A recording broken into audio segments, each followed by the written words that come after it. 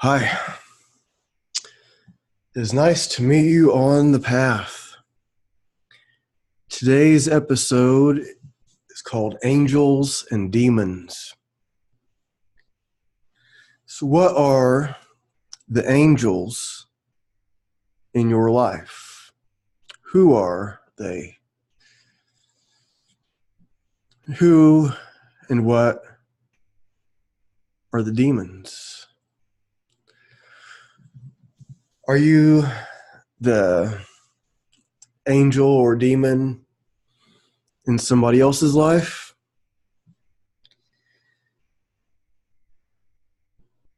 We can kind of be a mixture, can't we?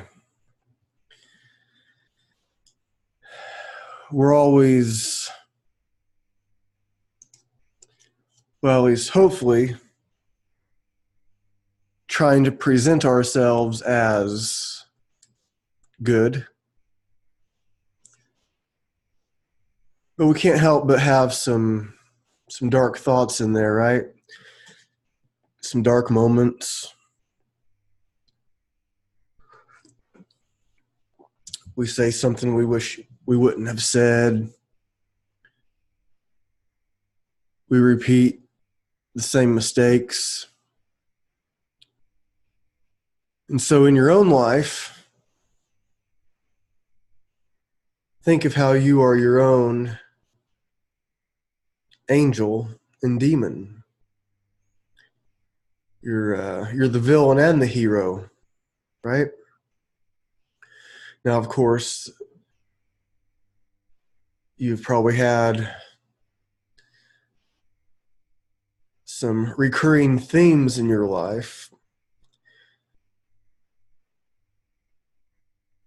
For instance, it's very common for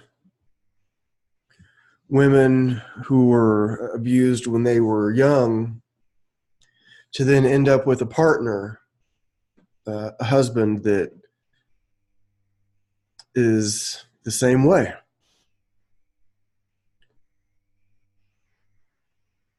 And it's common for them to have more than one husband like that. It's interesting how we keep repeating the same story. And we can look at other people as, of course, we can't blame the woman for bad things that happen to her. But what could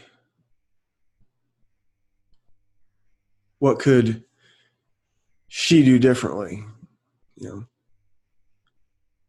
I've personally heard this story from many people that I know.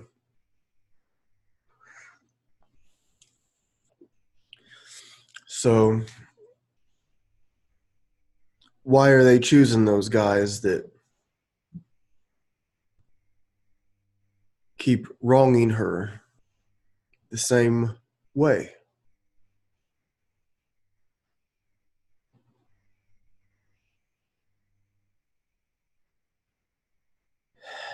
It's somewhat fascinating why we will choose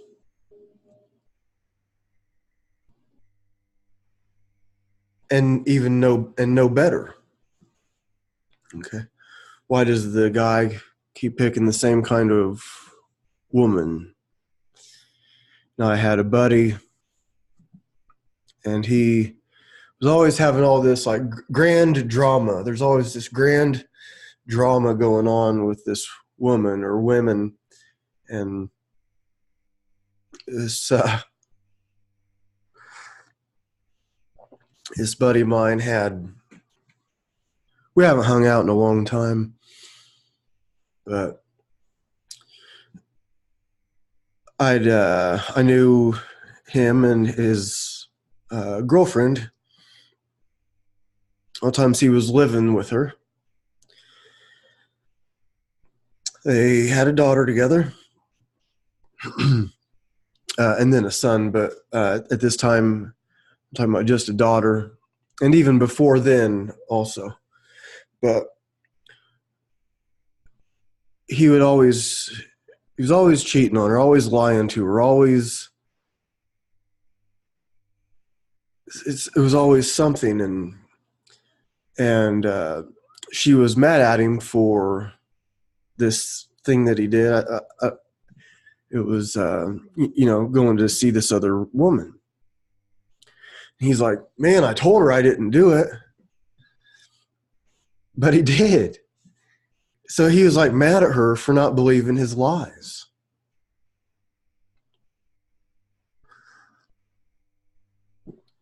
Isn't that, I mean,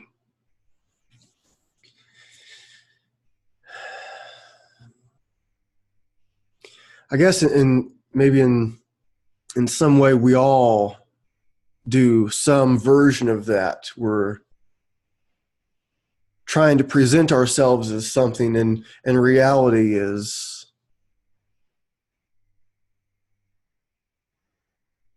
holding up a mirror saying, dude, what are you talking about? Like, I don't like that mirror.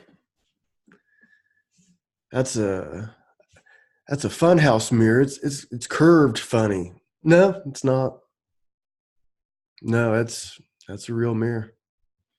You just don't like that mirror. You just don't like the real one while you're trying to present the curved funhouse mirror version of yourself.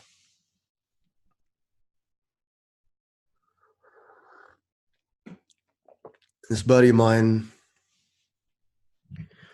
it was like the default setting was to tell a lie. And we worked together. So I quit the gym business in 2001. I was a trainer, and I told the story on here before, but the gym owner who I was working for, I was a trainer, and he was a real control freak, and it was just nuts working there. I loved the clients. I loved the training. It was just that guy, the owner, was just, he really sucked the passion out of the business for me.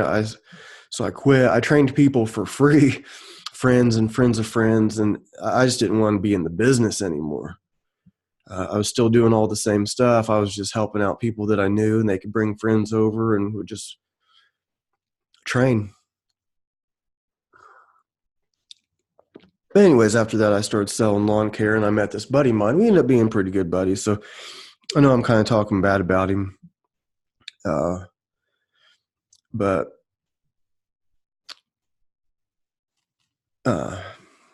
yeah.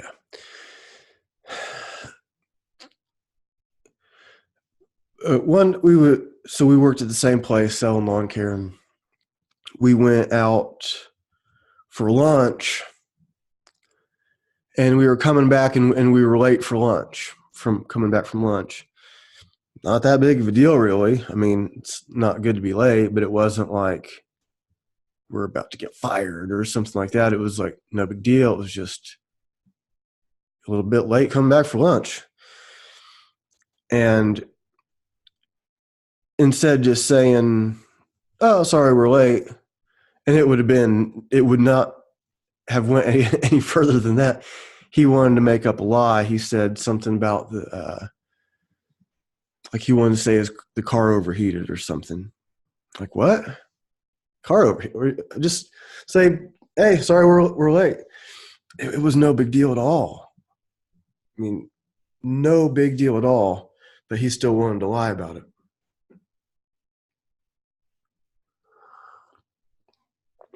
So I didn't correct him, but I didn't go along with it either. I didn't say anything. Like, whatever, dude. It's like, because the manager, I think, understood this, because if it wasn't the coolant, it was the serpentine belt slipped off of his car, or the this, or the that, or the this. And when really, I mean, we were sales guys, so a lot of times we wouldn't even get I call it a lunch break, but it might have been like at 5 o'clock at night or something like that, because we'd be out during the day doing estimates and stuff, and then we'd come back and then get on the phone and call the people we did estimates for at night. So sometimes we wouldn't even get back before lunch. Technically, even it was just crazy. But he was always coming up with something. It was always some sort of a thing. And so this was a long time ago, but I seem to kind of remember the manager like, it's not true, but fine, whatever. It's not a big deal. It was just like everything in his life. It was always this grand drama. It's like he was his own worst enemy. That his girlfriend that I was talking about she's a cool chick, and she was good looking and nice and everything, and for some reason he was just all cheating on her constantly. And then when he'd tell her he wasn't, she didn't believe him because he was, and he'd get mad because she didn't believe him. Okay. And well, it's the same sort of stuff going on now. We are Facebook friends, and of course, I'm not going to say his name or give any other hints than what I already have. I know most people that listen to this show won't have a clue as to who it is. But it's like the same thing. It's always these grand dramas going on. And he's posting on Facebook about it. You know.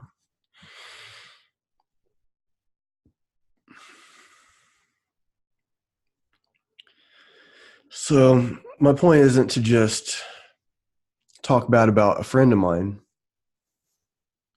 The point is what goes on. We're all, even though we might not be at that particular extreme in that particular set of circumstances, we all have that kind of grand drama in our mind going on, don't we? The angel side and the demon side just fighting each other to who's coming out today, who's coming out to play today. And so we might tell this little lie. Maybe we're lying to ourselves. Maybe we're lying to somebody. Maybe we're not in a good relationship at all, but we're going to take a selfie with our partner and put it all over Instagram and Facebook, and hearts all over it. I can hate each other. Maybe do stuff like that. And what else? What do you do? So, and so when we were talking about the angels and demons,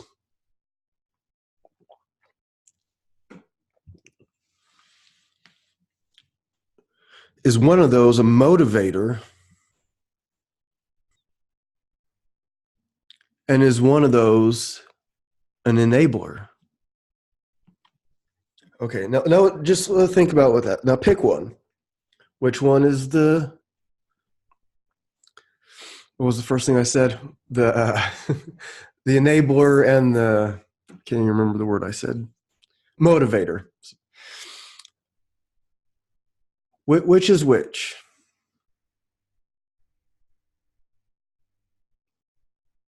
Can you see how they can both fit in each category? I think you have that demon, like, you're not good enough. You're fat. You're skinny. Your biceps are not big enough. You need to wear long sleeves because your biceps aren't big enough.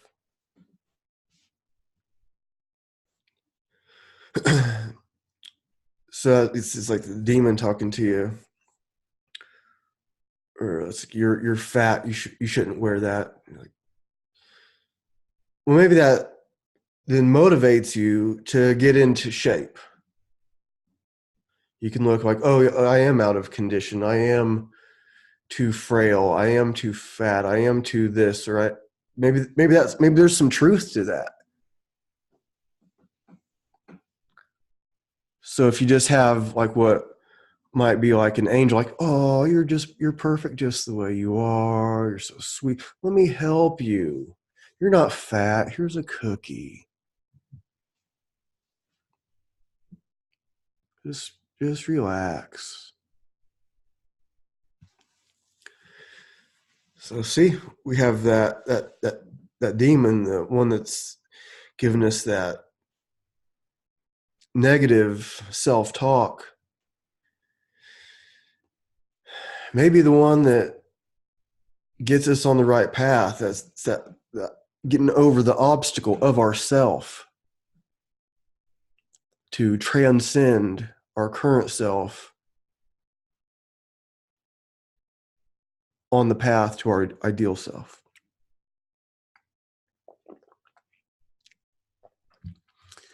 And that angel, the one that may come to save you,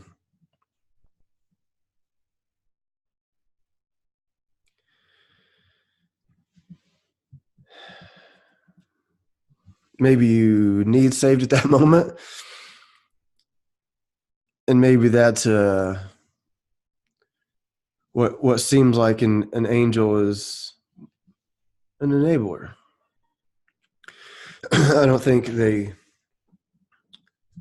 it's hard to confine one to a specific box, isn't it? So I have like some angel stories, and have, one I've told on the air where I actually think I got to know an angel for a while, or some bodhisattva maybe, or something like that. So when I use the word angel, I don't know what pops into your mind, but if I contrast it with demon or the devil or something like that, you get the idea, right? So like something good and something bad, and then but there's a little bit of who's who sometimes. So the angels that I'm talking about, the one that I kind of got to know, is definitely a positive. So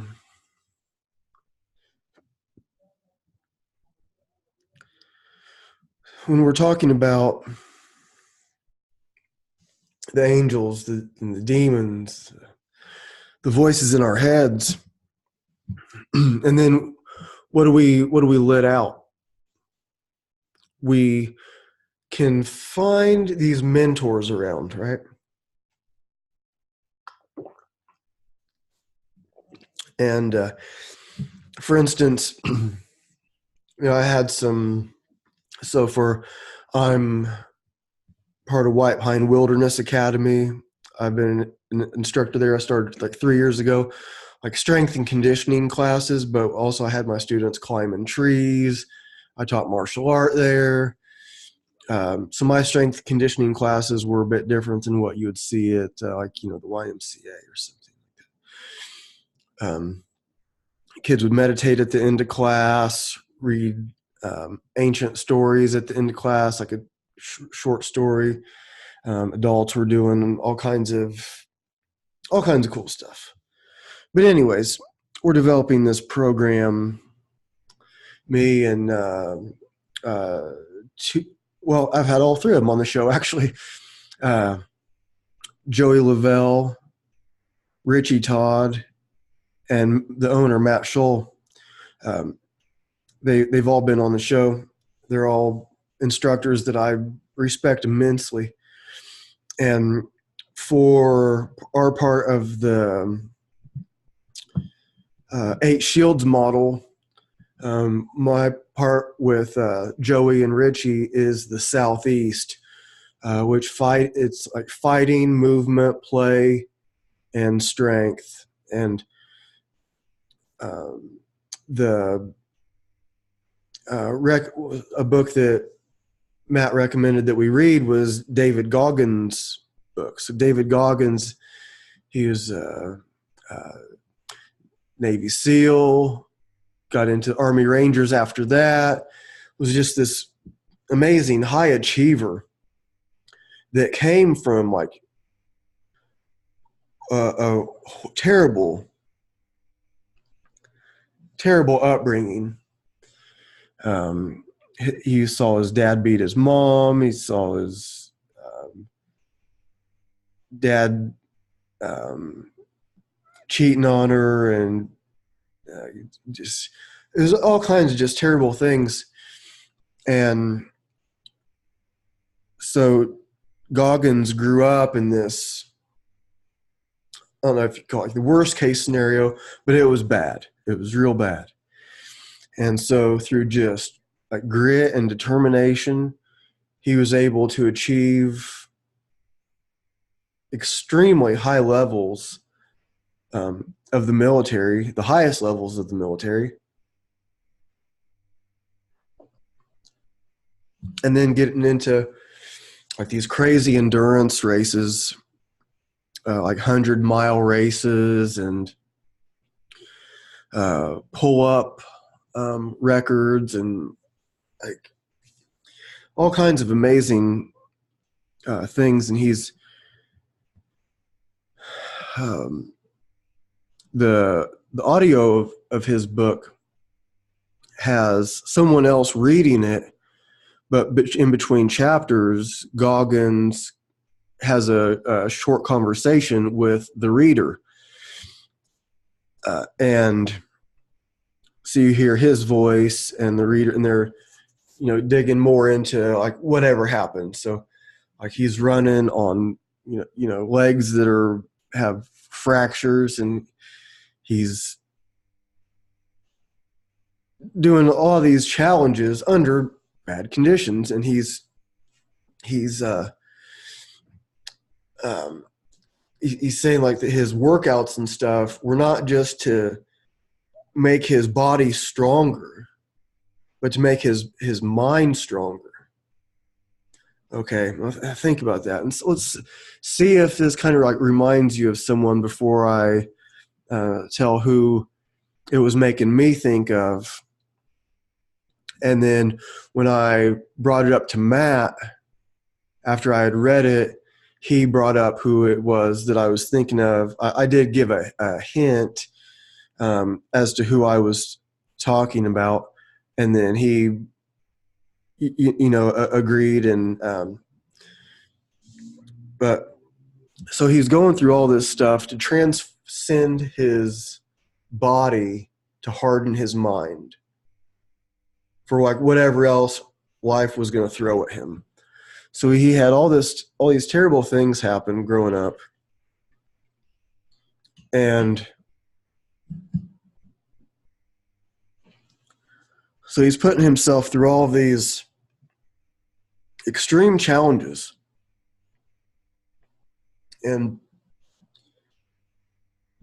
But not to build his body, because he's not going about that the best way. But as far as like transcending the body to harden the mind, that's certainly one way to do it. And so when I was giving my feedback about the book, which I thought it was great, Goggins is awesome. He's a real motivational guy, real hardcore kind of guy. And so I was sending the message to Matt and the other guys in the group, and it's like, well, to me, he's like in this intermediate stage of development. Not meaning this is taken into account. Yes, he got to the most elite levels of the military. So I'm not saying he's like intermediate as far as his achievements or skills or nothing like that. Navy SEAL, Ranger, we're talking the top of the top. Okay, so that's not what I mean by intermediate, but so that's kind of the intermediate stage of like his development, I would say. there may be a better way for me to put that. But I was saying that it, as far as, intermediate compared to like the middle path. So I put the middle path in the message, and then Matt responded back that, yes, he thought it was like Siddhartha. So the middle path, that's a clue that I'm talking about Buddhism. And so Matt is very familiar with Buddhism and Siddhartha, and like, yes, that's exactly what I was thinking. This is Siddhartha going through all of these crazy austerities, and then, but he doesn't stay there. Like, oh yeah, you just need to, if you could just get down to a half a grain of rice per day, that's it, man. Buddha did all of that. So if in case you don't know, I'm sure most people that are listening know, but Siddhartha was the real name of the Buddha from like 2,500 years ago. He's what most people think of as the Buddha. The fat Buddha that you see, that's a different guy. That's a Chinese guy. Siddhartha was Indian. Anyways,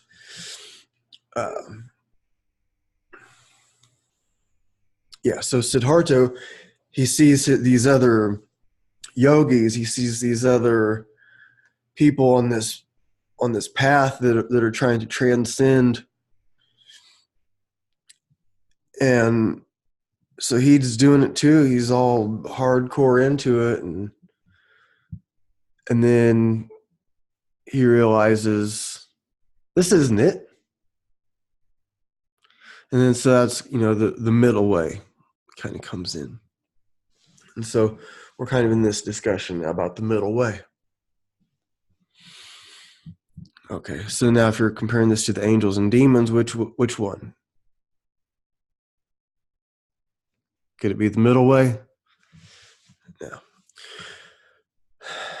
So Goggins, who is this extreme high achiever, super motivating guy, he's doing all this awesome stuff.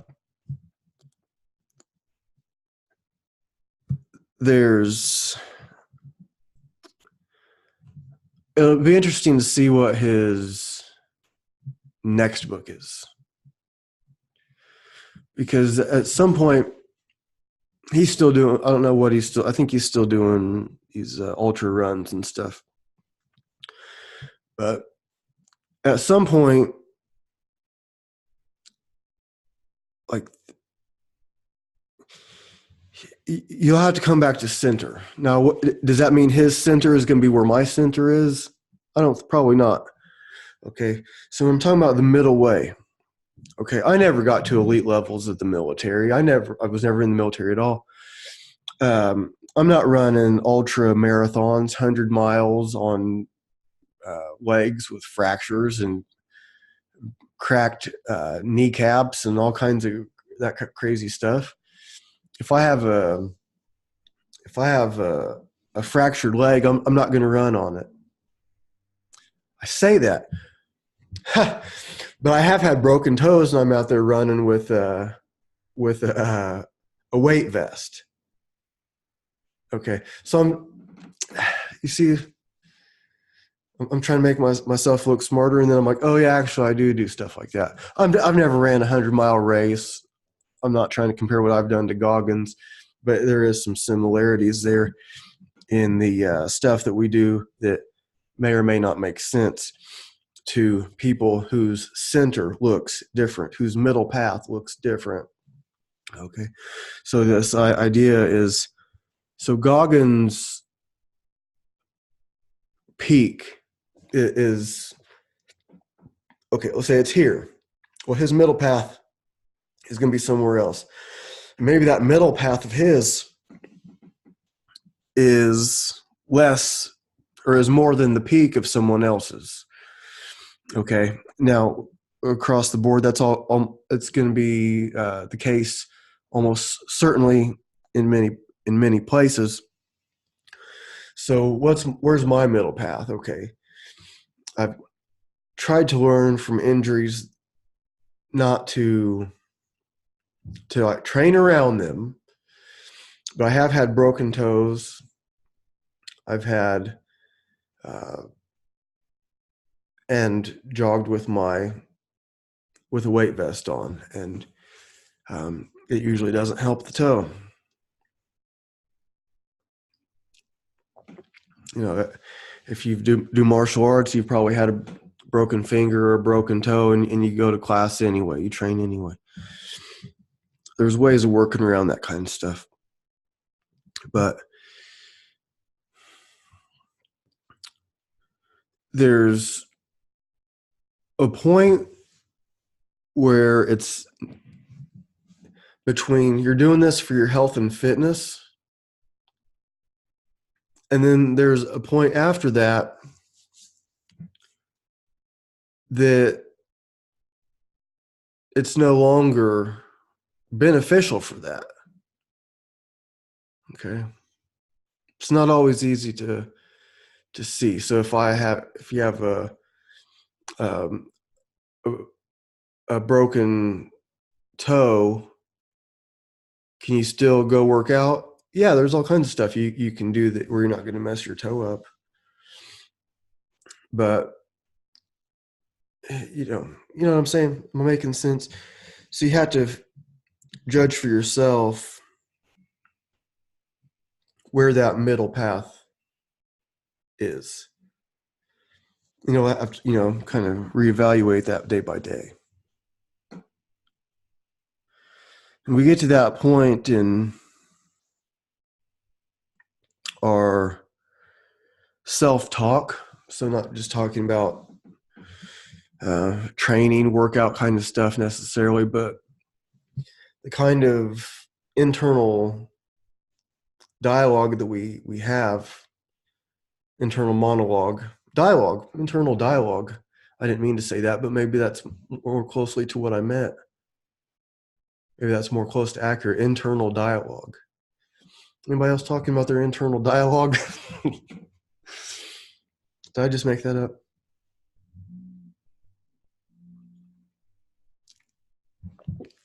But that internal dialogue of the angel and the demon, right?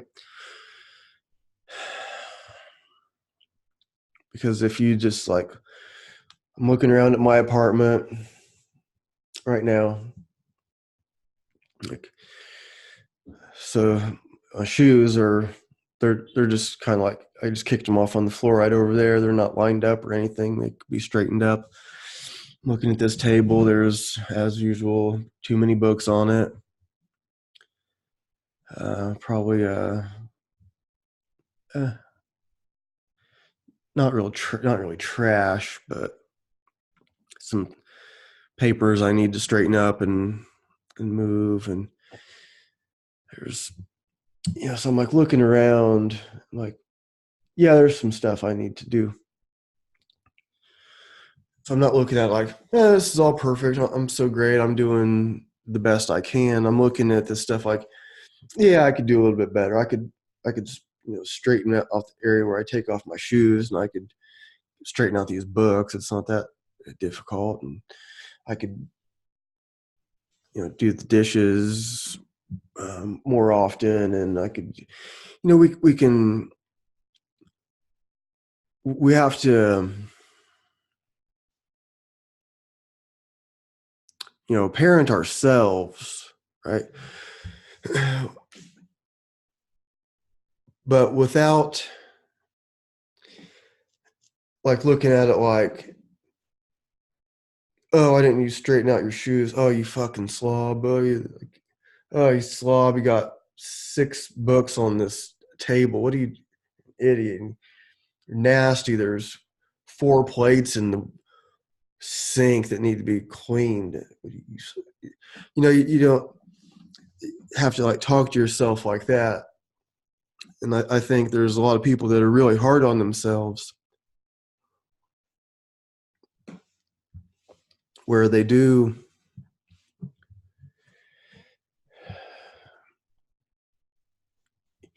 cross that line between a healthy healthy self-talk and destructive. Just like we can do with others. When I've talked about it before, where I was teaching his kids this wrestling game.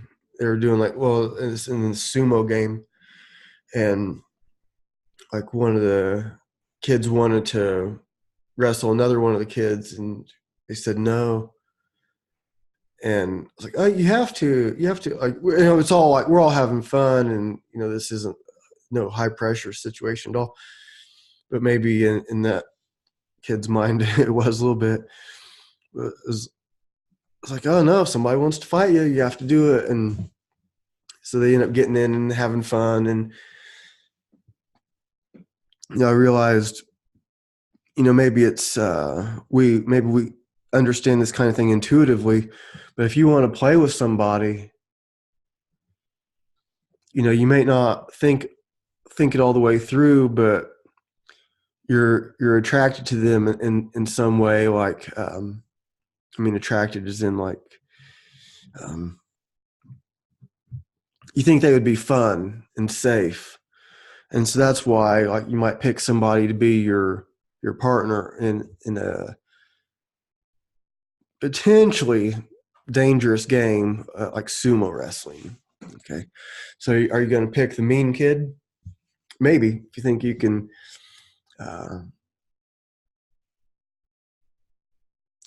take him, teach him a lesson. And as I said that, I'll get back to that in a second. But we pick the one that we think is going to be fun and safe, and who will stop when it's the right time to stop. But as I was saying that we don't pick the mean kid. It reminded me of what I was talking about earlier, when it's so common for the woman who was abused when she was young to pick men that will abuse her when she's an adult. It's so common.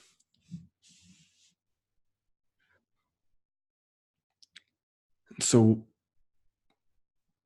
I'm not saying I have all the answers here. That is like kind of a factual thing. That's the thing that happens. But why does it have anything to do with, and I haven't really been thinking about this for more than the last 10 seconds when I just said it. But so that, is there something, okay, it's kind of coming to me now. Maybe maybe we're getting somewhere here. I don't know. So say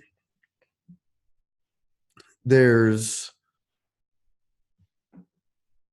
the kind of the bully, around the wrestling game. And I have not experienced this with the kids that I've trained, and it's been quite a few of them. I never witnessed a bully situation. I don't think, not that I recall. There was one thing that I had to put a stop to, but and I could probably think of more. But is there something about that where one person can see the bully? I'm not just talking about kids now, but as, okay, I can do something about this, right? Is there something about, and then what could that do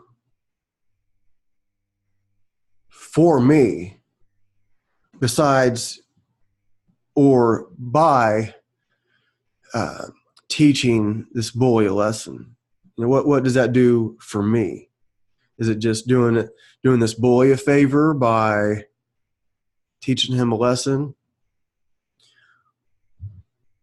or does the person teaching the bully a lesson get something from it too?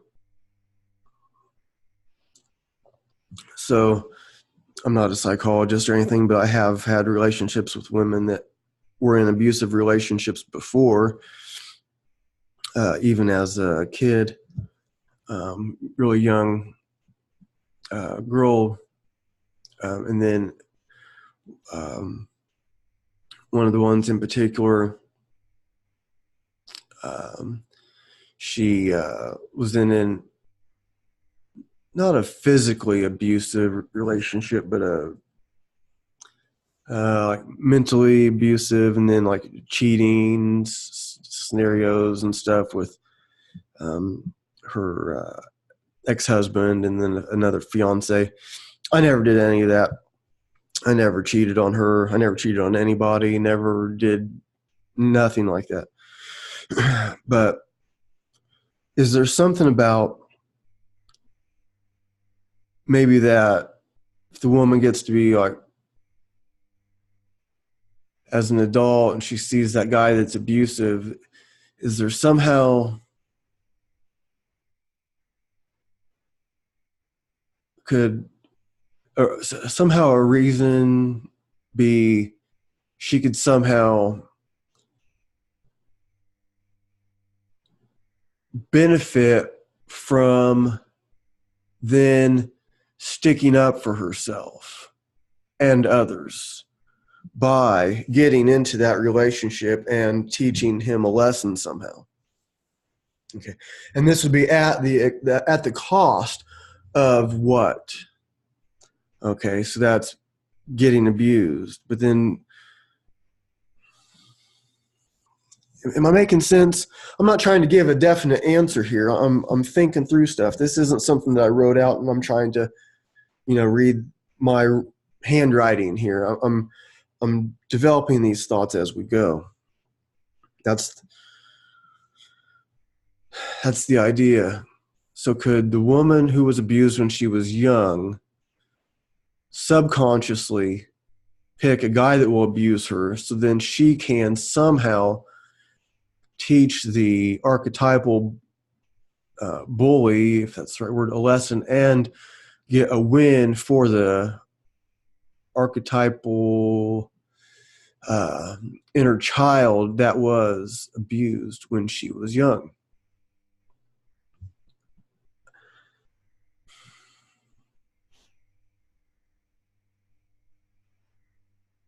It's worth thinking about and maybe trying to put into more coherent thoughts. But I think that's enough to, get us like thinking about that. So these,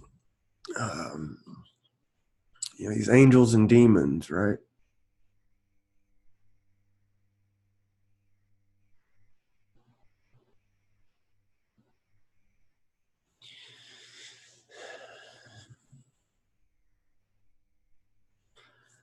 So what other ways do these angels and demons come into play in your life? So besides, okay, so I have my own gym. I do have a partner there, and then another partner there's stuff going on. I don't like one partner, Chris. He trains his clients there regularly, and then our other partner is Valery Fedorenko, and there's some stuff cooking with him too that I can't get too into yet, but cool things are happening.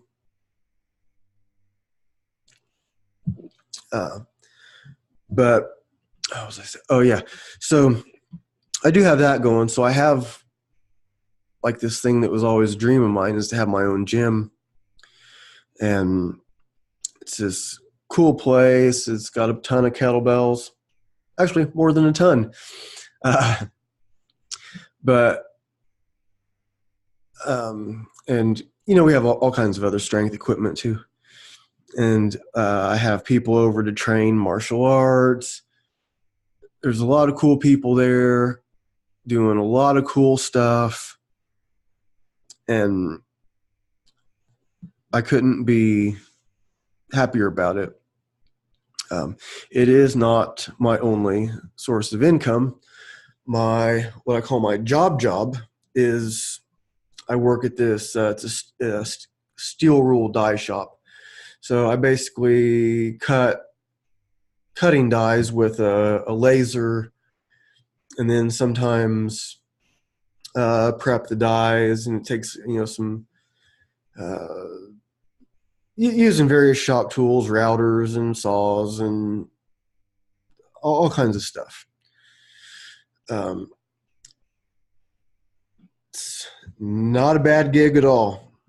It's real low stress, cool people, really no complaints about it. I work there from 6 in the morning till 2:30 at night, or 2:30 in the afternoon. And then so after that, I have my clients, and of course, I have a podcast, and I do videos for video subscription, Freestyle Kettlebell Club. And so I have all these cool things going on. But I am not naturally a morning person at all. So it is hard for me to wake up at 5 o'clock in the morning.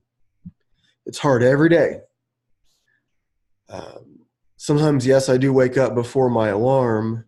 A lot of times it's like at 3 o'clock in the morning, though, or something weird like that. 3 o'clock in the morning is kind of a thing, but I'm not going to get into that right now, I don't think. But so my alarm goes off at 5. I might hit snooze, lay around to like 5:15.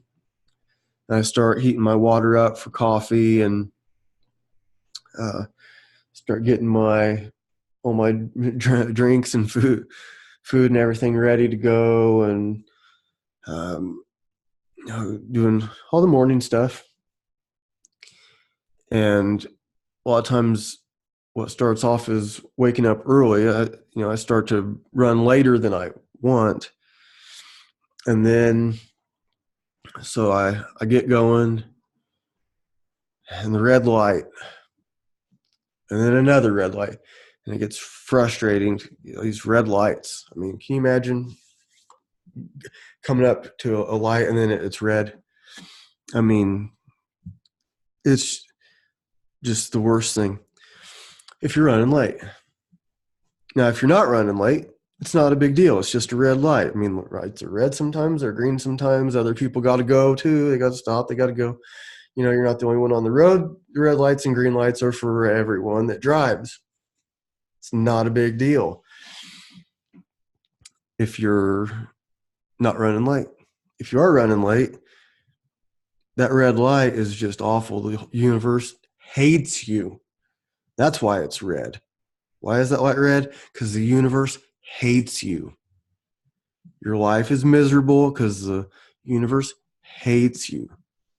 If you were there 5 minutes ago, it would just be a red light, not a big deal. Plenty of time. just a red light. So these stories that we tell ourselves, and as we're going about these daily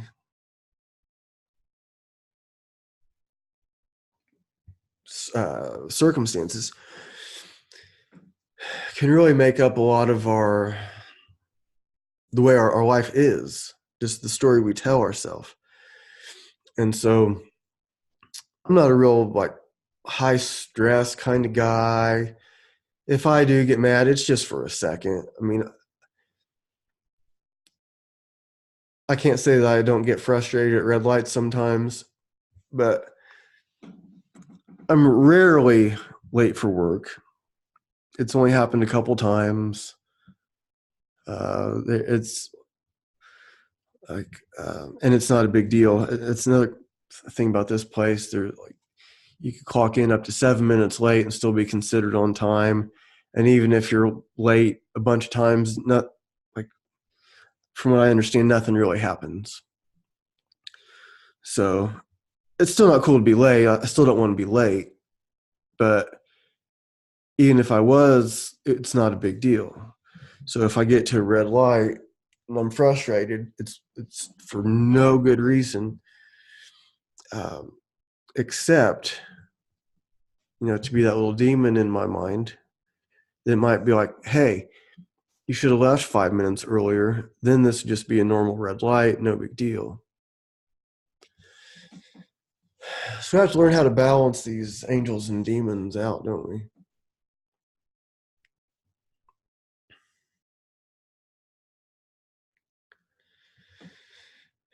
So what else comes up where this epic battle of the angels and demons in your mind occurs? What else?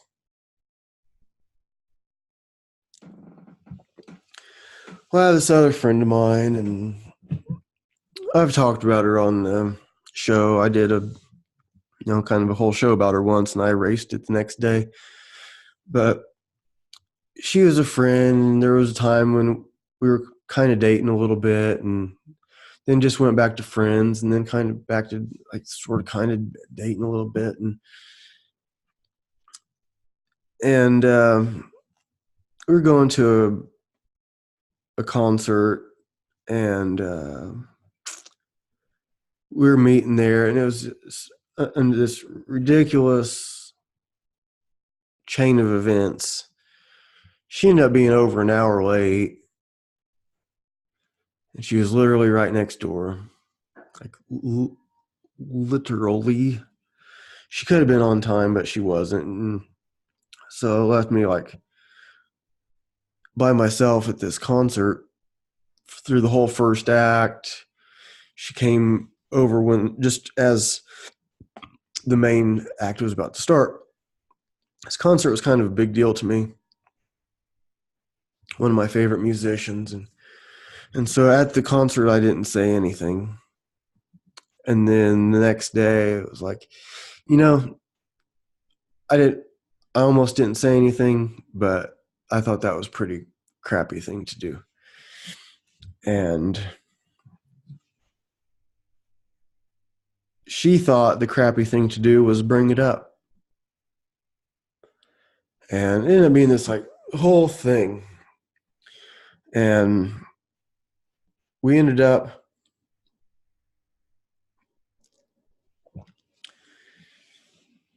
what I thought was like, come to grips about it. It was like, okay,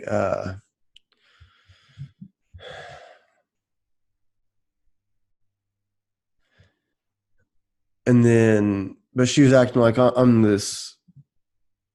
I mean, I wasn't yelling at her. I wasn't cussing. I was like, it was just like, hey, this. I thought it was, pretty crappy thing to do. We had these plans, and then you're just like, but anyways, she ends up making it seem like it's my fault, and she doesn't want friends that do that kind of thing. Like what?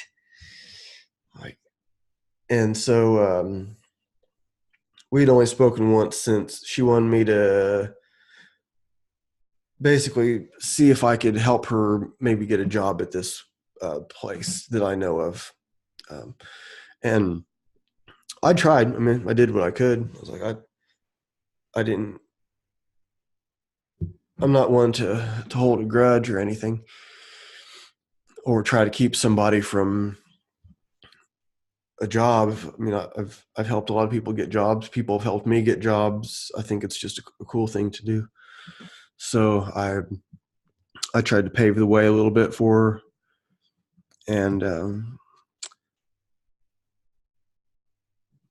just our conversation, even when she was asking me about that, was still like I was the bad guy. I'm like thinking, this is nuts. But so it's been quite a while, several months, and the other day she was like kind of like popping in my mind a bit, and it's like, well, it's been a while. I'm going to send her a message and just say hi. Hope things are going well. So I sent it and I didn't get any response. But, what do you do?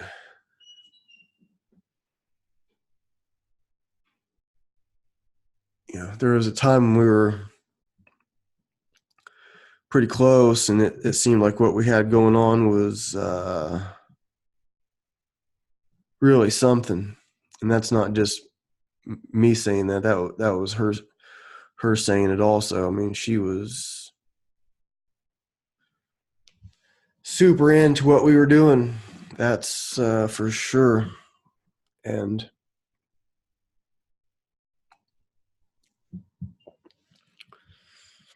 we'll see how it goes. If she sends me a message, I'll respond. If she calls, I'll answer. If she's stuck on the side of the road, I'll go get her.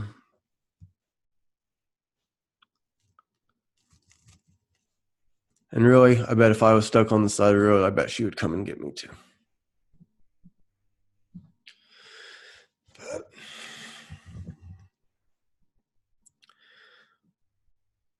I don't want to have that as my only option. I would check with Uber first.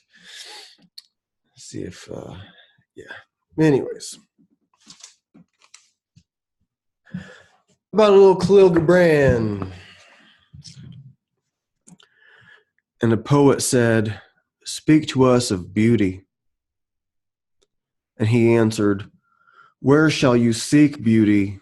And how shall you find her unless she herself be your way and your guide? And how shall you speak of her except she be the weaver of your speech?" The aggrieved and the injured say, "Beauty is kind and gentle. Like a young mother half shy of her own glory, she walks among us." And the passionate say, "Nay, beauty is a thing of might and dread. Like the tempest, she shakes the earth beneath us and the sky above us." The tired and the weary say, "Beauty is of soft whisperings. She speaks in our spirit. Her voice yields to our silences like faint light that quivers in fear of the shadow." But the restless say, "We have heard her shouting among the mountains, and with her cries came the sound of hooves and beatings of wings and the roaring of lions." At night, the watchmen of the city say, "Beauty shall rise with the dawn from the east." And at noontide, the toilers and the wayfarers say, "We have seen her leaning over the earth from the windows of the sunset." In winter, say the snowbound, "She shall come with the spring leaping upon the hills." And in the summer heat, the reapers say, "We have seen her dancing with the autumn leaves, and we saw a drift of snow in her hair." All these things have you said of beauty, yet in truth you spoke not of her, but of needs unsatisfied. And beauty is not a need, but an ecstasy. It is not a mouth thirsting, nor an empty hand outstretched forth, but rather a heart inflamed and a soul enchanted. It is not the image you would see, nor the song you would hear, but rather an image you see through your own eyes and a song you hear, though you shut your ears. It is not the sap within the furrowed bark, nor at a wing attached to a claw, but rather a garden forever in bloom and a flock of angels forever in flight. People of Orphalese, beauty is life when life unveils her holy face. But you are life, and you are the veil Beauty is eternity gazing at itself in a mirror, but you are eternity and you are the mirror. It's been a long time since I read that. I did not read that before the show. I did have it picked out. Even I just kind of like turned to it randomly. This is in the Prophet. I read from this all the time. One more. And an old priest said, "Speak to us of religion. Have I spoken this day of aught else? Is not religion all deeds and all reflection, and that which is neither deed nor reflection, but a wonder and a surprise ever springing in the soul, even while the hands hew the stone or tend the loom? Who can separate his faith from his actions, or his belief from his occupations? Who can spread his hours before him, saying, 'This is for God, and this is for myself. This is for my soul, and this other for my body'? All your hours are wings that beat through space from self to self. He who wears his morality, but as his best garment were better naked, the wind and the sun will tear no holes in his skin, and he who defines his conduct by ethics imprisons his songbird in a cage. The freest song comes not through bars and wires, and he to whom worshiping is a window to open but also to shut has not yet visited the house of his soul, whose windows are from dawn to dawn. Your daily life is your temple and your religion. Whenever you enter into it, take with you your all. Take the plow and the forge and the mallet and the lute, the things you have fashioned in necessity or for delight. For in reverie you cannot rise above your achievements, nor fall lower than your failures. And take with you all men. For in adoration you cannot fly higher than their hopes, nor humble yourself lower than their despair. And if you would know God, be not therefore a solver of riddles. Rather, look about you, and you shall see him playing with your children. And look into space, you shall see him walking in the cloud, outstretching his arms in the lightning and descending in rain. You shall see him smiling in flowers, then rising and waving his hands in trees."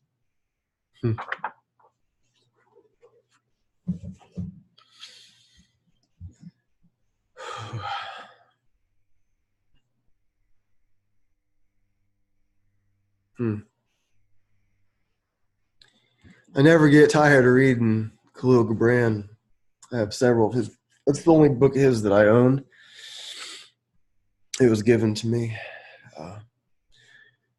I have several more. They're from the library.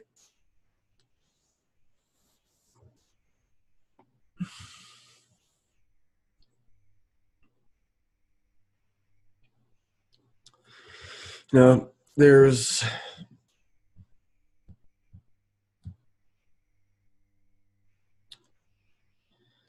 been kind of this interesting thing with I get all these books from the library, and I've talked about it before. Sometimes I'll have like almost 40 books from the library. I just took back a ton of them, figuratively. And then I got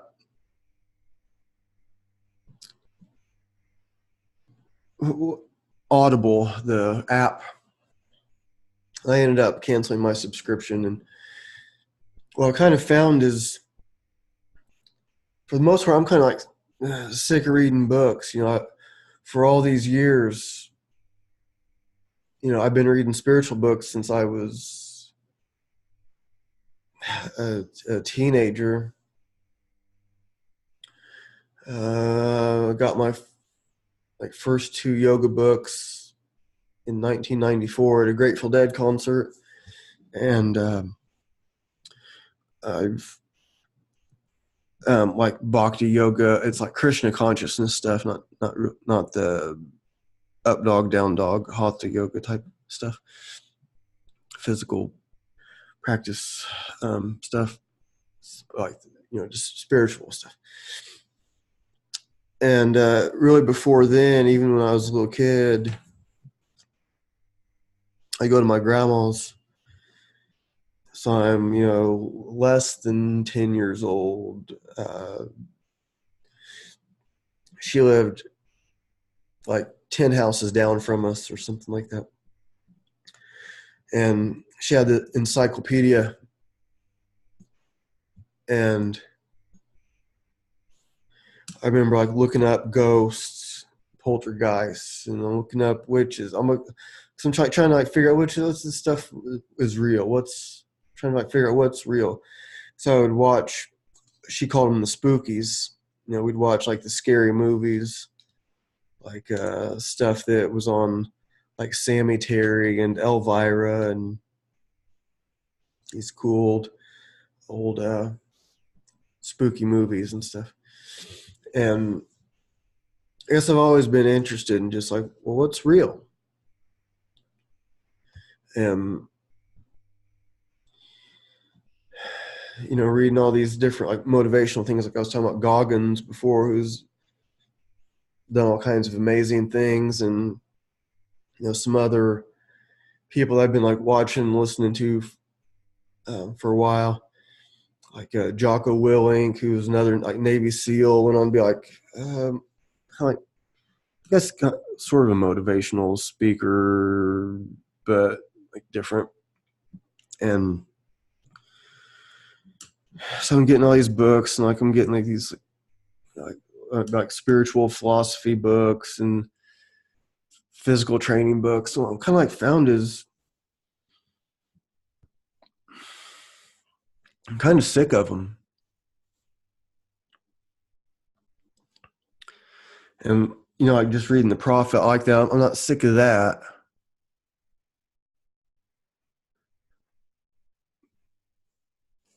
And, maybe it's just like, it's kind of hard to explain exactly, but, at this point, I think I can learn the most from listening to myself. That makes sense? Okay, so I have like this video subscription for kettlebell and body weight training. There's some more to it than that. And so I think I can learn more from watching my own videos than watching somebody else's training videos right now. Okay, it doesn't mean that I'm the best at everything that there is. I watch other videos too. I watch, my Instagram is basically people doing cool stuff. They're lifting heavy stuff, or they're doing some crazy hand balancing. But when I'm watching myself or listening to myself, I can then see that myself more clearly and work on that.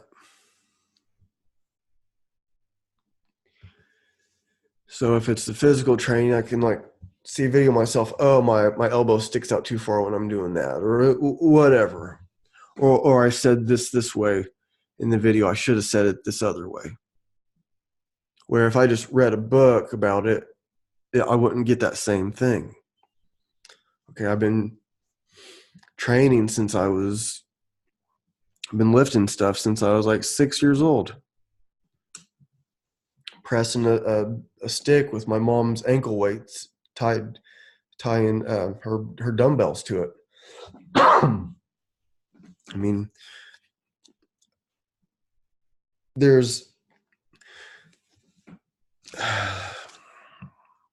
when I have had some coaching, and I'll still get coaching.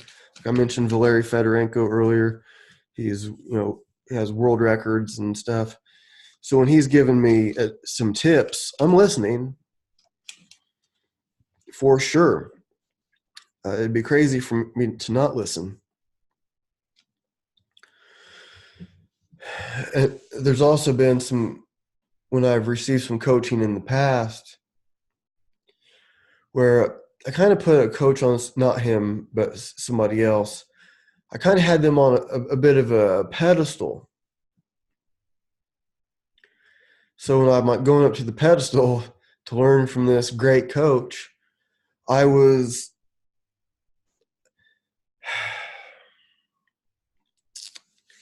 trying to tell myself it was better than what it really was. Not that they weren't really good, but that, hey, I'm pretty good at this stuff too. Okay. And so to get to the point in my training, which I did, I can say, it was right when it was just as I was opening my gym in April, was my Strong First certification was about to be up. I had it for 4 years. I really respect it. It's a good certification. It's hard to get.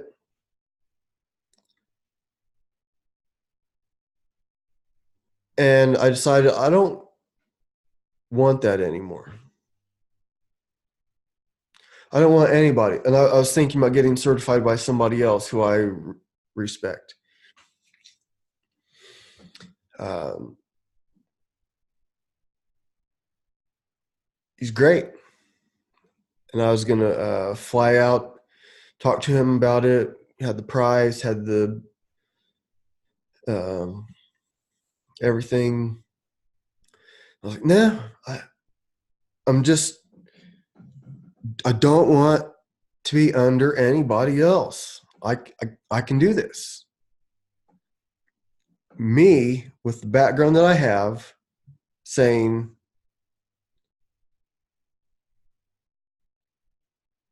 I'm there too. Okay. Not that I'm can outlift everybody, not that I'm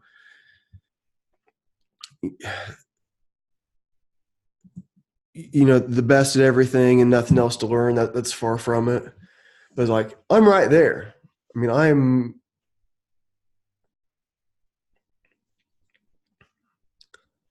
I'm good enough to not need anybody else's certification. And we have to be, and when I teach people, I'm trying to teach people to be able to get there themselves.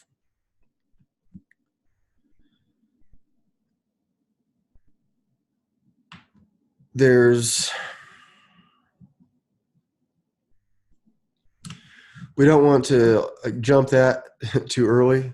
We don't want to be uh, given a false representation of ourselves. Because that could be that devil too, right? That demon that's like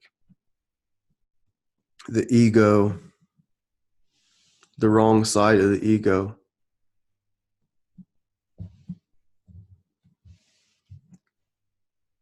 But if you can do it and being true to yourself, because ultimately yeah, you have to answer to all. I have to answer to all my clients and students, but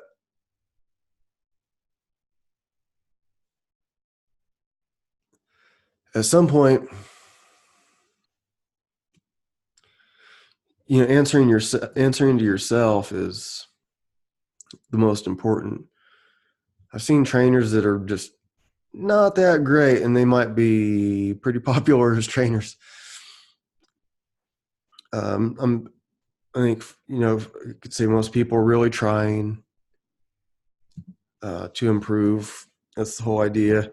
And just because I think something doesn't make it the whole truth and nothing but the truth. I guess when we're measuring things out against these angels and demons and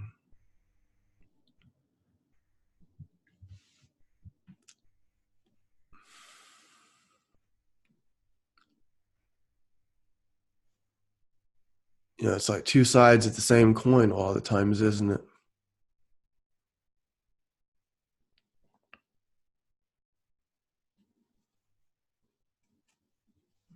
That's all I have. Thanks. See you next time.